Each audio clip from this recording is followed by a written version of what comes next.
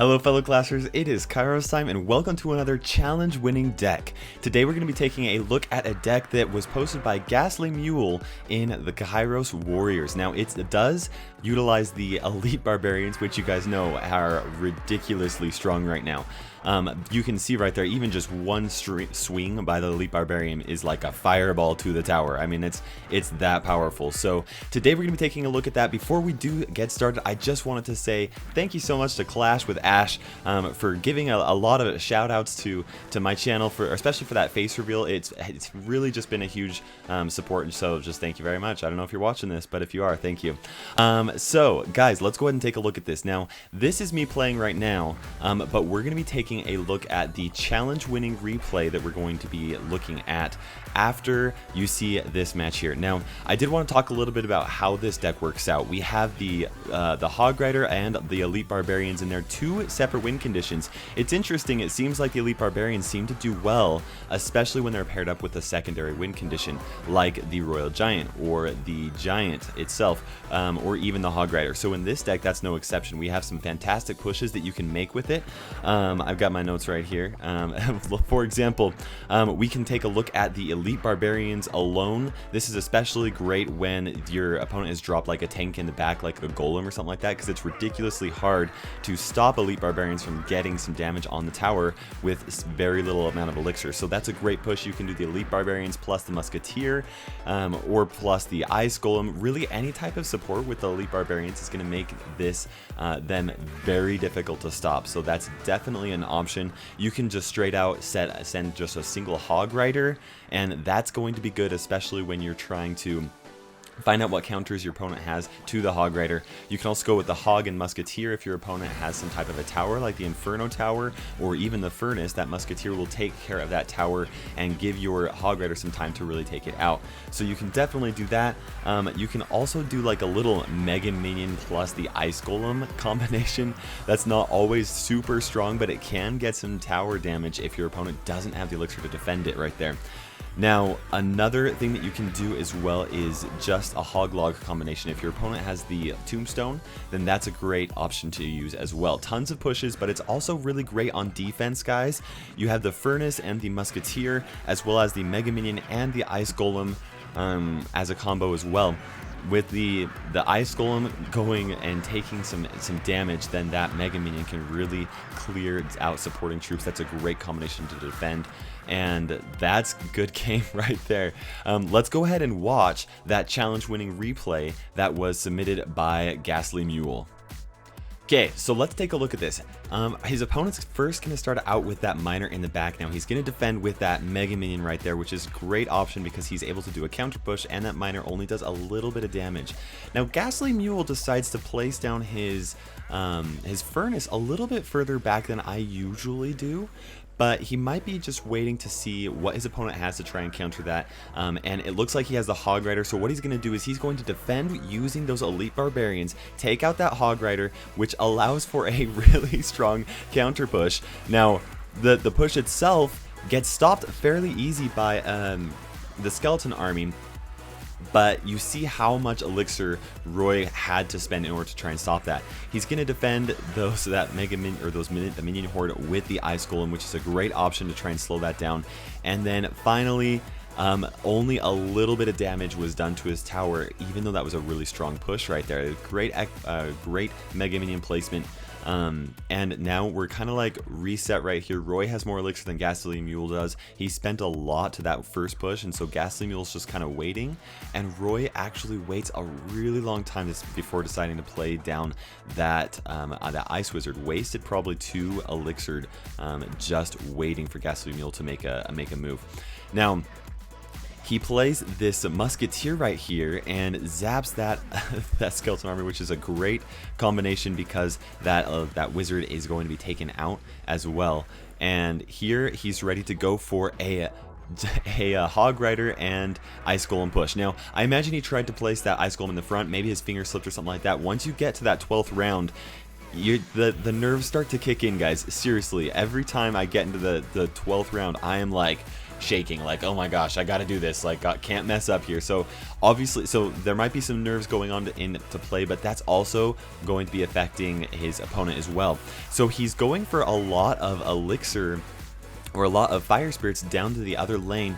Roy is forced to defend using that wizard, and then plays down that Hog Rider. Now these Elite Barbarians are so good on defense at taking care of that Hog Rider, and it's an excellent trade because then now Roy has to worry about both lanes right here. Now he does a very good job at defending, but you can see how that did set him up for a great situation. And then this Musketeer right here locks onto the tower and does over 400 damage, a ton of damage. That Musketeer, you can't let her lock onto that tower. Even one shot can really hurt you.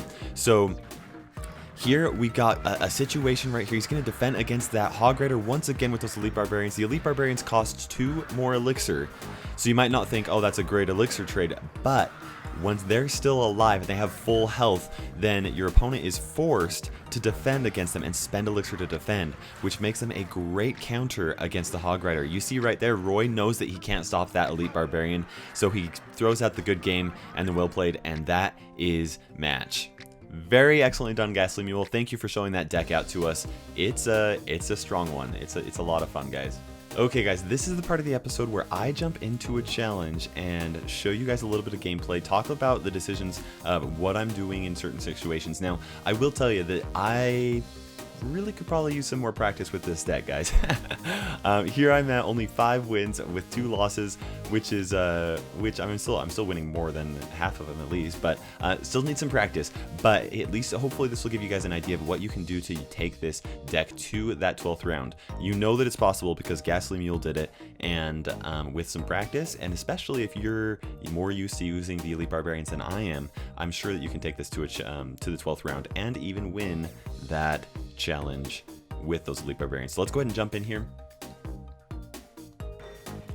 Okay, so we're facing some guy in Arabic or Persian, one of the two. I don't know the difference between that. I'm gonna try and follow Ghastly Mule's example and place this furnace in the far back, and he plays the golem. Oh my goodness. Okay, so here's what we're gonna do. We're gonna place these Elite Barbarians right here and place those that ice golem right back there to try and soak up that damage from those archers. Those Elite Barbarians are going to take out that golem that first round right there, and we've already taken a ton of damage onto our tower. Not the greatest situation, but that's okay. He played a very unique move right there in the fact, okay, this is going to be a very interesting combination, guys. We're going to take out the skeleton army just by do that to try and build up a little bit of a push with this Hog Rider right up at the front. Now, I'm hoping that Mega Minion is going to get... Ooh, okay, very interesting. So he plays those Elite Barbarians, and they're not going to completely stop the Hog Rider. And right here, that Musketeer helps, and does she land a hit? Nope, not quite. Okay, but we're doing some damage to the other tower, the other side, and that's so that's going to allow us to place this furnace right here. He's probably, I don't know if he's going to place that golem in that same spot that he did right up at the front of the tower. Super risky move for him to do right off the bat, guys. Not sure why I did it. It worked out, but very risky move. He's going to do it again. We'll go ahead and place this ice golem right here, and we're going to place this musketeer. Now that is not good positioning. If he has the fireball, that's going to take care of both my musketeer and my furnace. We'll see if he has that as an option right now. We'll place this mega minion to do some more damage, and then hopefully we can do a counter push with the Elite Barbarians as soon as that musketeer gets to that bridge here. Okay, let's see here. Place him down right there at good timing because he used... Okay, let's zap that. I thought that might happen. And 1, 2, 3... And that's an excellent situation to be in, guys. We took out the tower. We're going to go for another push on the opposite side. And we've got the Mega Minion right here. And we're going to push that log pack.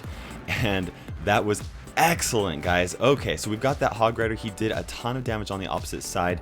He's going to place this golem probably pretty soon here. He's been building up elixir, And there it is. Okay, now I'm going to just zap those. Oh shoot, that was awful actually. He has the skeleton army and he decided to do that. But I do have the log, so I'm not super worried about it. We'll place these Elite Barbarians right here, and that Ice Golem, maybe try and soak up a little bit more damage. Come on.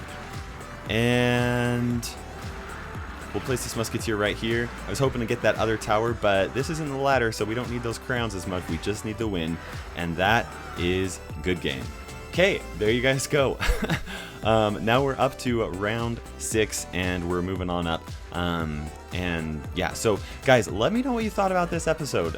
This is like my 3rd time recording my face on my regular videos. You haven't seen one of them because I'm gonna be posting it like later this week. It's one of my Let's Play series. Anyways, that's not important. Let me know what you guys think. Let me know if I'm being animated enough, or if you guys think that my face cam needs to be moved, or whatever. If you like the sound, if my face looks a weird red color. My wife told me that my face looks a little weird red color, so we're trying to fix that. Anyways, thank you guys so much for watching. If you haven't already, make sure you subscribe and like this video. This is KairosTime ticking by, and we will see you in the arena.